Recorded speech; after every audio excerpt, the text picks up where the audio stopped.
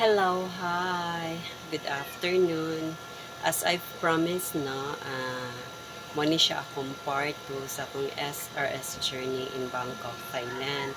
And upon deciding di ay nga magpa-SRS na ka, tagaan kanila og requirements. Requirements nga imong pagabuhaton either here sa Philippines or ato nimo siya pagabuhaton like na akay dapat nga lab test result, na kay medical history, na kay letter from psychiatrist, and andamo nimo imong passport, surgical fee, as per agreement, receipt is required for international money transfer, and preparation and instruction will be given on consultation date. So mao ni sila ilang i-forward nimo through email. And then, I had done my psychiatric test here sa Chongwa Medical Arts Center, this one. So, akong doctor at that time was Jacqueline T.C. Nahimutang siya sa Laurenti Street, Cebu City. And it was on June 26, 2014 ang akong appointment niya, and my SRS was done July 25, 2014. So, mo na siya akong gibuhat before ko fly for Bangkok. Pero, pag abot na ko sa Bangkok, mga sis, is I've done another psychiatric test. So, nadubli na noon ang akong gasto kay gipa psychiatric test man ko dito ni Dr. Doroji Apiwong. So naasag ko by July 23, naisag ko gihimo nga psychiatric test sa Bangkok. So another payment siya. And then as I can remember, after ani mo wait ka sa result, no, after ani diretso na ka lab test sa upper floor. And before ka i-lab test, kay di ba makuyawan man jud ka light. Makuyawan ka light tungod sa imong mga kabuang, mga experiences sa imong mga na partner or imong mga naka-fling-fling before. So, I was scared at the time also kay if positive ka for H or 3 letters, if positive ka for 3 letters kay mo proceed man sila nimo for SRS, kaso mo add on sila nimo og payment, I think 50%, so double the price. And if dili, so mo na makapaginhawa nimo nga ay at least ako mga kabuang kay wala din ni result, wala siya koan positive for 3 letters. So, maoto siya, gi-perform ang lab test dito, kuhaan ra kag dugo, and then wait for few minutes, and then ihatag dayon nila ang result. And kung nakaka-result, isubmit na nimo nila. So, i-schedulean dayon kanila for your surgery appointment. And upon surgery is, or before surgery di ay is, bawal ka mag nail polish, bawal ka mag makeup, bawal earrings, bawal tanan, plain yourself, ragid ka plain self kanang wala jud kay mga ginasulob kay general anesthesia man siya, no. So para siguro dali nila ma-deter kung if ever nga na ay worse nga mahitabo nimo. So you're not allowed to wear makeup and the nail polish and anything. And then, ang ako ma-remember kay katong gidana ko sa akong room for surgery is gistoryahan ako nila kadiyot, gistoryahan niya. Akong lab gown ato kay pink man na ang Pai Clinic. And then, naara sila turok na ako nga nakatug ko. So wala na jud ko'y kalibutan unsay mga nahitabo ato. And then after an hour or few hours, an hour or two, gipikpik ko nila. So mao to pag mata nako, ang una jud ay nakong gihimo is ang gihikap ang akong koan in between my legs kung naunsa na, and then it was successful di ay kay na naman siya plaster. And then before di ay kanila SRS lamingon kanila, like na ay specific time nga you're only allowed to drink water, walay mga solid or anything nga imon dapat i-take, kay para after SRS nimo is dili ka magkalibanga, kay after sa imong operation ibalik ka sa imong room, sila man dapat mo monitor unsa imong pagakanon, kay dili man ka allowed I think for 7 days nga makapuping jud ka. You're not allowed to puping baya jud after surgery, kay naabaya na plaster ang imong kuan in between your legs after surgery, so dili jud pwede makapuping ka kay mahugaw to siya dito.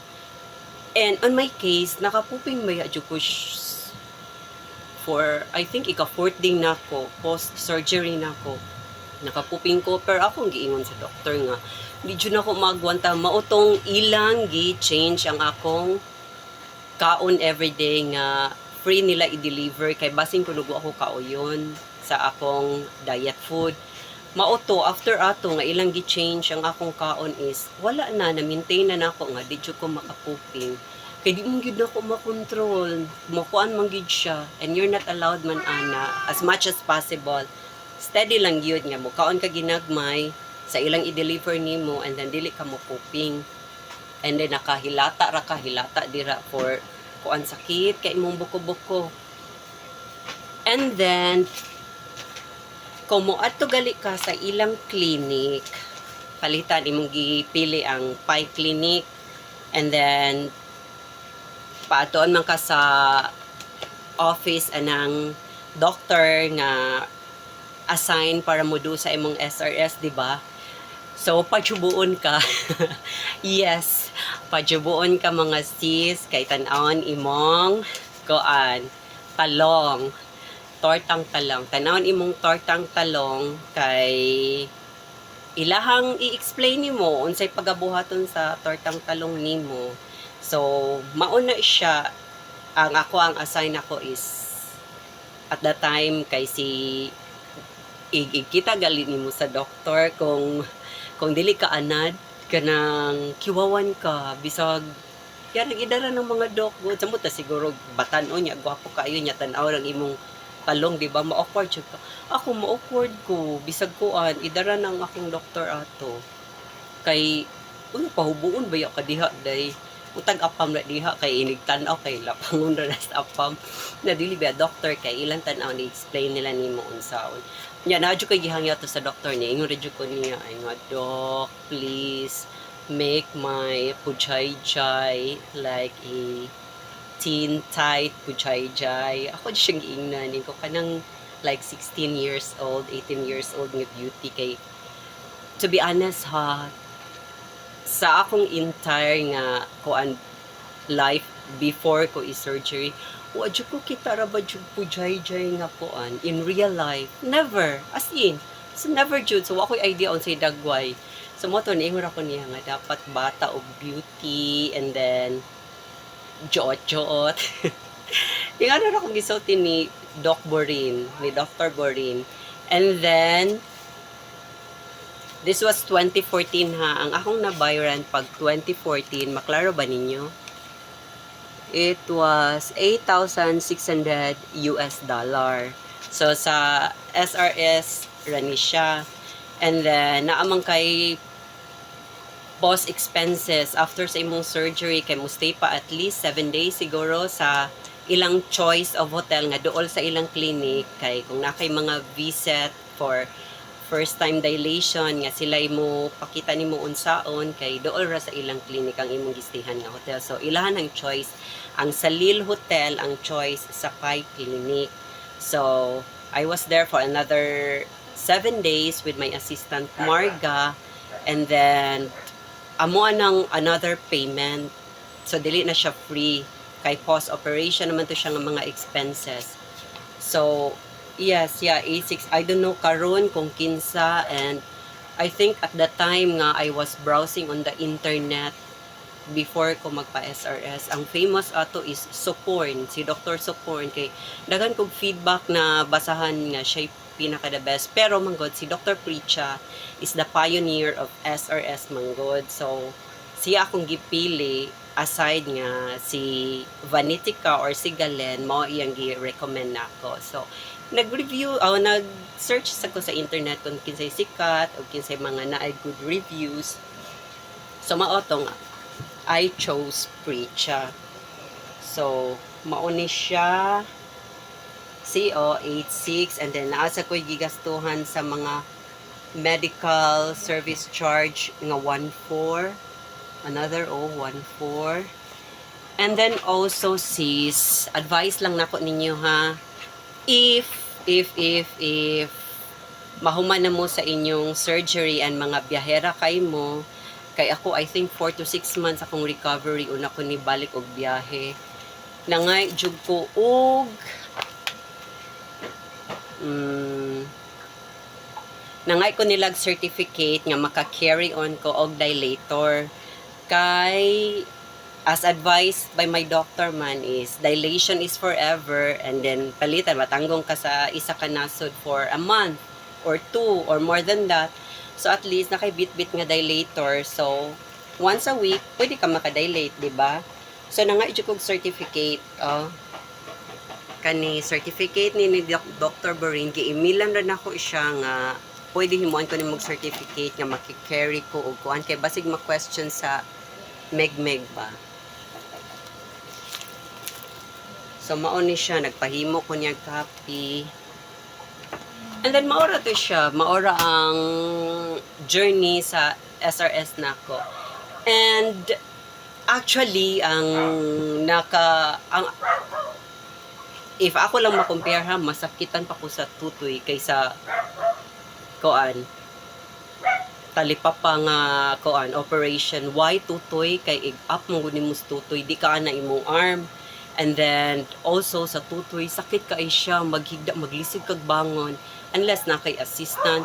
Pero sa SRS manggod is, after surgery, though maghigda ka, and then, though maghigda ka, makabangon naman kag imuha. Ang sakit ang manggod nga part sa post-SRS nimo kay kuan ra manggod ang dilation kay padilaton ka 3 times a day man. Kung bago pa, napakasahiling process ba?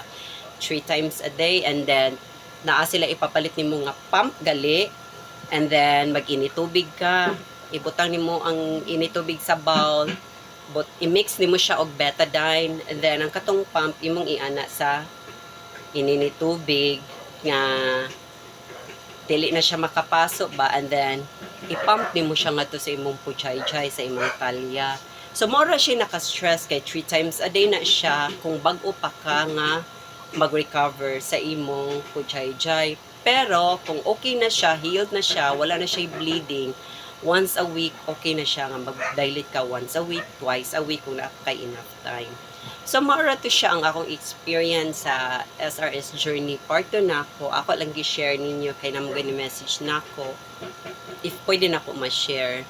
And basta ang imong buhaton andam ka, I advise nga ato na lang ka maghimo sa imong psychiatric test no kay para dili doble imong gasto kay ato ra man sad na himuon ang lab test dili man pwede diri psychiatric ra may allow diri nga himuon ang lab test didto. So ato na lang nimo pagabuhaton tanan para dili doble ang gasto nimo. And of course, ampingan ang pojayja if advice nga pa-dilaton, dilate. Kung wag i-advise yung doktor, mas okay, less hassle. Basta mao to siya ang akong encounter when I decided nga magpa-SRS. Bye, Dr. Pricha at Pi Clinic. So, see you again for my next vlog. Bye! Juan Mandawe. Joke ra eh, kinadyo mo ko. Bye!